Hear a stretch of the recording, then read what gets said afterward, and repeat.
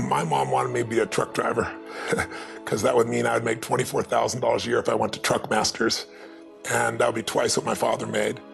And she thought that would happen, but something inside of me said, I don't want to drive a truck. There's something else that matters more to me, and I decided I was not gonna go for money instead of passion. And the rewards have been pretty amazingly better than being a truck driver. It's not bad being a truck driver, it's just not what I was after. And I look back, and one of the things that helped me was my original teacher, Jim Rohn, who was a personal development speaker I went to hear when I was 17. He said something the first time I heard him, and he said, you know, it's really simple. If you want life to change, you got to change. If you want life to be better, you've got to get better. It's the only way it happens. And luck will show up for people and it'll leave them. But if you're constantly improving who you are and what you give, game over. When people ask me, what does it take to be happy? I always tell them one word: progress. Progress equals happiness. Even if you're not where you want to be yet, if you're on the road, if you're improving, if you're making progress, you're going to love it. You're going to feel alive. On the other hand, it doesn't matter how successful you are. If you stop growing, you start dying inside. I've always had this belief: if you want to be successful at anything in life, never leave the sight of setting a goal without doing something that commits you to fulfillment.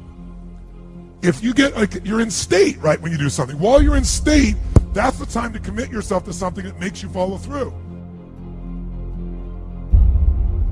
So I'd call somebody up, I'd schedule something, I'd lock in the next meeting, I'd sign up for the class, I'd enroll the guy who was going to mentor me, I'd set the meeting with a mastermind of people I met. I did something so that whatever I committed to, there was something when I went home that would pull me there. It's structure. This could be the greatest time you ever live if you control what you focus on, if you find a more empowering meaning, and if you decide to model the actions of those who succeeded before you. It can be the best financial time, the best emotional time, the best spiritual time of your life, but you better take control of your state. And if you think you're going to do it just by today, you're wrong. You're going to need to get yourself some rituals. Right now, every one of you in this room is controlled by your rituals. I don't just mean this one. I mean every morning you get up. I know your body. I can look at your body right now, and I can guess your rituals. Some of you, your rituals to work out 5 times a week, I can see it clearly. 4 to 6 times a week, it's obvious. Because you couldn't look like that if you didn't do that. Some form of workout. I don't care if it's walking, lifting, whatever. Some of you, it's obvious that lifting weights is part of it. You can see by that man's muscles. I know what his rituals are, because your life comes from your rituals. And if you don't develop the ritual, you're kidding yourself. How many agree with me on this? Raise your hand and say, I. And there are rituals that put you in state, and there are rituals that take you out of state. But if you've got what you know, that focus, the target, and you got the toolbox, and you're still not getting what you want, it's because you got inner conflicts. That's the third pillar. You've got to resolve your inner conflicts. Because that, as I try to explain to you, 80% of success in anything is your psychology, and 20% is the mechanics. So those inner conflicts are when you take 2 steps forward, you pull 3 steps back. Right? When you say, boy, I'm totally committed to this, but you don't follow through. This is my expertise, the why guy part. Why? Why do you keep saying you want this? You have crystal clarity, you have the tools, and you're still not getting it? There's a conflict in you. Align your life with what is most important to you. And then once you are in a position where you're aligned, guess what you'll do? Take action. You won't have to work at it. When everything's in alignment, there's nothing pulling you away, boom, you go for it. Progress comes when you tell yourself the truth and you're able to feel the uncertainty and take action anyway. The thing that stops us all is fear.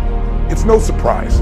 Fear of failure, fear of rejection, fear of the unknown, fear of not looking good. And that fear we could translate into the simple thing of uncertainty. Now, when you look at someone who's incredibly successful, you look at someone who's truly a leader in their life or in their field, the one thing they have in common is they exude this sense of certainty. Now, where's that come from? Is it inborn? Are they lucky? Are things just going their way? No, great leaders know how to step in the uncertainty and bring the certainty to the situation. Most people in life, we really feel like the level of stress in our life comes to how much of life do you feel like you control, or how much does life control you?